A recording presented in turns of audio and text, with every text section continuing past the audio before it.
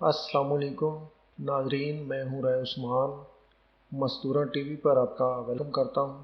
ناظرین، آج کی ویڈیو میں آپ کو ایک سلطان صلاح الدین ایوبی کا ایک واقعہ سناؤں گا۔ ایک دفعہ سلطان صلاح الدین ایوبی رحمۃ اللہ علیہ اپنے کمرے میں آرام فرما رہے تھے، کیونکہ وہ اس وقت کافی طویل سفر سے واپس لوٹے تھے۔ چند ہی لمحوں کے بعد ایک سپاہی آپ کے کمرے کے دروازے پر آیا اور اندر آنے کی اجازت چاہی، لیکن اندر سے کوئی جواب نہ آیا۔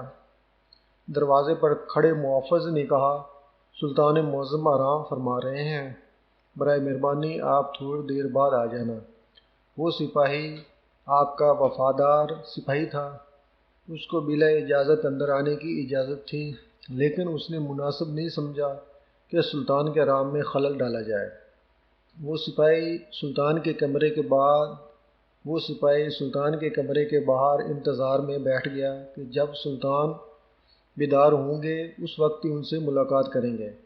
چند ہی لمحے گزرنے کے بعد سلطان صلاح الدین ایوبی رحمۃ اللہ علیہ کی آنکھ کھلی تو اندر کی حرکات سے معلوم ہوا کہ سلطان صلاح الدین ایوبی رحمۃ اللہ علیہ نیند سے بیدار ہو چکے ہیں۔ سپاہی نے اندر آنے کی اجازت چاہی اور آپ کے کمرے میں آ گیا۔ سلطان صلاح الدین ایوبی رحمۃ اللہ علیہ نے سپاہی کو کہا، ایسی کیا خاص بات تھی کہ تم اتنی دیر سے میرے کمرے کے باہر میرا انتظار فرما رہے تھے؟ تو وہ سپاہی بڑا حیران ہوا، سلطان معظم آپ کو کیسے پتا کہ میں باہر آپ کا انتظار کر رہا ہوں؟ سلطان صلاح الدین ایوبی رحمۃ اللہ نے کہا کہ وہ انسان بھی فاتح سلطان نہیں بن سکتا جو سوتی ہوئی آنکھ سے کچھ نہ دیکھ سکے، کچھ نہ سن سکے اور نہ ہی کچھ محسوس کر سکے۔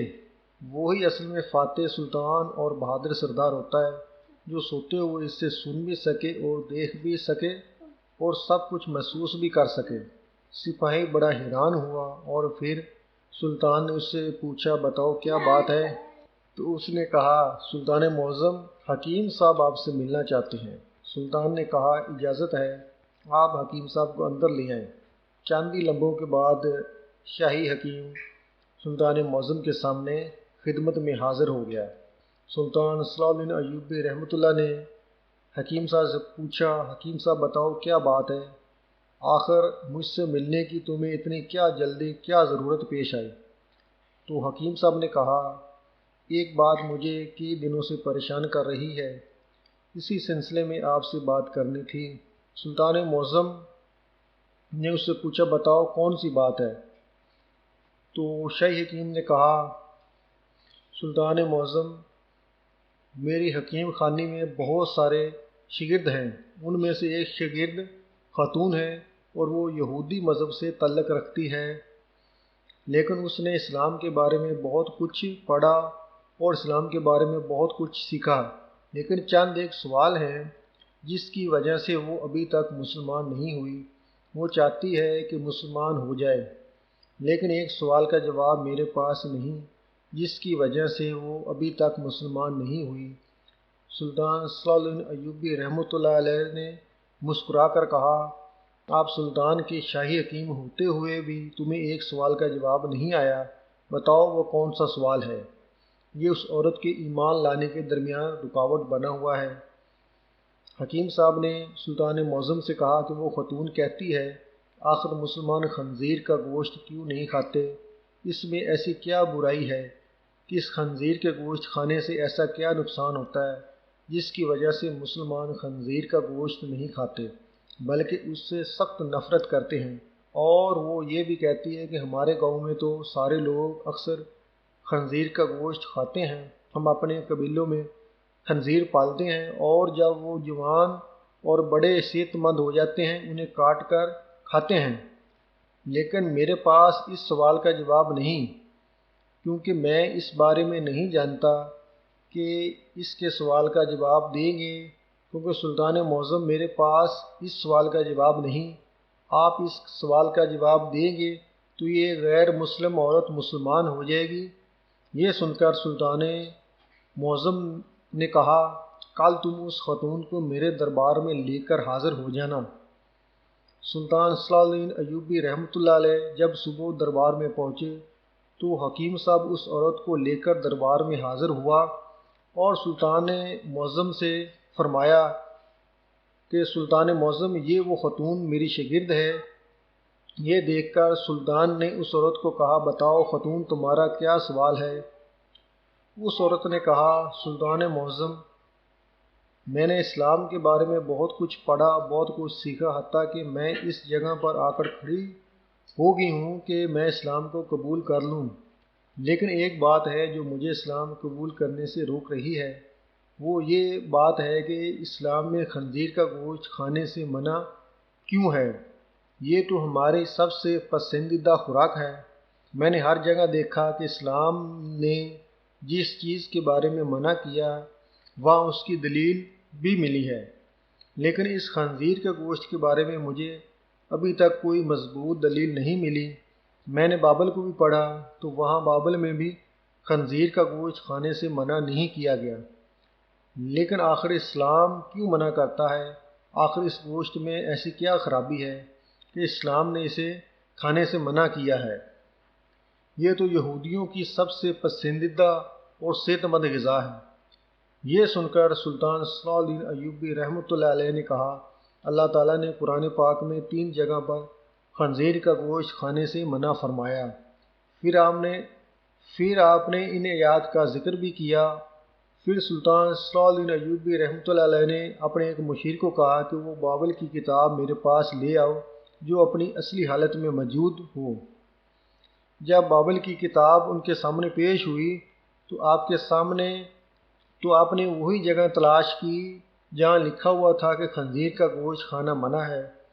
پھر خاتون نے کہا کہ یہ کیا بات ہے جو میرے پاس کتاب ہے اس میں تو واضح لکھا ہوا ہے کہ یہ خنزیر کا گوشت کھانا منع نہیں۔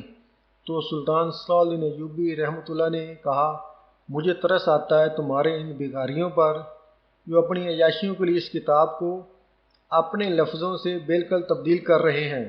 یہ تمہارے اپنے لکھاریوں کو لکھی ہوئی یہ کتاب ہے۔ پھر سلطان صلاح الدین ایوبی رحمۃ اللہ نے فرمایا یہ تو میں نے کتاب سے ثابت کیا کہ خنزیر کا گوشت کھانا منع ہے، پھر اس میں تمہیں سائنسی لحاظ سے بھی معلوم کر کے دوں گا۔ پھر سلطان صلاح الدین ایوبی رحمۃ اللہ نے اس خاتون کو حکم دیا کہ خنزیر کا گوشت پکا کر کل صبح میرے دربار میں لے آنا۔ وہ خاتون سلطان کے سپاہیوں کے ساتھ جنگل میں گئی، ایک سور کا شکار کیا اور اگلی صبح اس کو پکا کر سلطان صلاح الدین ایوبی رحمۃ اللہ کے سامنے لے آئی۔ سلطان نے اس عورت کو کہا کہ آپ اس پکے گوشت میں سے ایک بوٹی کے پکڑ کر 2 حصوں میں تقسیم کرو۔ جب خاتون خنزیر کی پکی ہوئی گوشت کی بوٹی کو 2 حصے کرنے لگی تو درمیان سے گوشت کٹ جاتا۔ سلطان نے کہا اے خاتون کیا تم نے اس گوشت کو اچھی طرح نہیں پکایا؟ تو اس خاتون نے کہا سلطان معظم میں نے اس کو بہت اچھی طرح پکایا۔ تو سلطان نے کہا اب تمہاری سمجھ میں یہ بات ضرور آ جائے گی کہ یہ حرام گوشت چاہے تم جتنا مرضی اچھی طرح پکا لو، اس میں جتنی مرضی اس کو تپش دو، لیکن یہ پوری طرح پکتا نہیں بلکہ یہ درمیان سے کچا رہتا ہے، اور جب یہ تمہارے پیٹ کے اندر جاتا ہے تو بہت ساری بیماریوں کا سبب بنتا ہے۔ اس لیے اسلام نے اس کو منع کیا ہے، اسے کھانے سے اسلام نے منع کیا ہے۔ اب آپ خود ایک حکیم ہو، آپ خود دیکھیں کہ جو چیز کچی آپ کے پیٹ میں اندر چلی جائے تو وہ جا کر کتنی خرابیاں پیدا کر دیتی ہے۔ پھر سلطان صلاح الدین ایوبی رحمۃ اللہ نے اس خاتون کو کہا اب آپ کو سور کے بارے میں تمہیں کچھ بتانا چاہتا ہوں۔ پھر سلطان نے کہا کہ یہ سورج والی جگہ پر رہتا ہے، اپنے ارد گرد حتیٰ کہ انسانوں کی گندگی کو بھی کھا جاتا ہے، اس کی اکثر خوراک بہت سی غلیظ ہوتی ہے۔ بات یہ ہے کہ یہ سور بہت بے شرم جانور ہے کہ جب بھی اس کی مادی یعنی اس کی بیوی کے ساتھ جو کوئی دوسرا جنسی تعلق قائم کرتا ہے تو یہ بہت خوش ہوتا ہے اور فخر محسوس کرتا ہے۔ یہ وہ واحد جانور ہے جس میں اتنی زیادہ بے شرمی بھری ہوئی ہے کہ آپ خود دیکھیے کہ ایسے جانور کا جب آپ گوشت کھائیں گے جس کی بنیاد ہی بری باتوں سے ہے تو وہ تمہیں کیا فائدہ دے گا۔ یہ بات سن کر وہ خاتون سلطان صلاح الدین ایوبی رحمۃ اللہ کے سامنے جھک گئی اور کہا سلطان معظم آپ مجھے اپنی زبان سے کلمہ پڑھائیں۔